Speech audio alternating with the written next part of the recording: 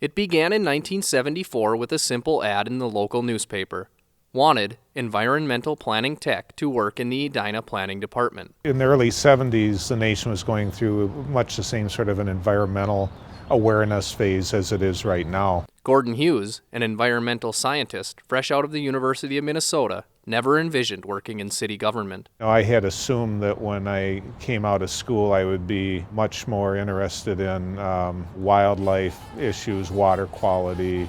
This was a job that seemed to fit my skills and interests, but would have I thought that I would be in this job 36 years? Absolutely not. Now, 36 years and several promotions later, Hughes is retiring as only the third city manager in Edina history.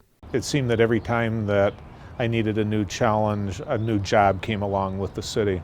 I don't know if he knows it to this day, but I was negative at the time. Former Edina Mayor Jim Van Valkenburg, in office when Hughes was first hired, was skeptical of the new position. I said, we don't need that. Why are you hiring somebody for that job? Of course, obviously, it turned out I was wrong.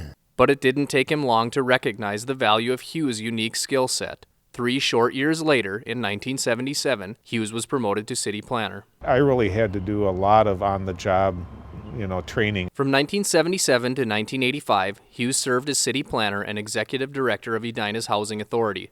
Under his guidance, the city evolved. It was kind of that final development phase of Edina, and I was just very fortunate to be there at the same time. As planner, Hughes played an important role in a number of developments, including 2 Edina gravel pits that became the city's most popular mixed commercial, residential, and public developments. Edinburgh and Centennial Lakes, in my view, are almost identical projects, although to most people they look a lot different. He was the guy that said, look, we're trying to put this together, not blow it up, let's keep going. In 1985, Hughes was promoted again, this time to assistant city manager. He's a guy who would have been an enormous success at whatever he did. Current Edina Mayor Jim Hovland was on the city council when Hughes was promoted a final time, in 1998 to city manager.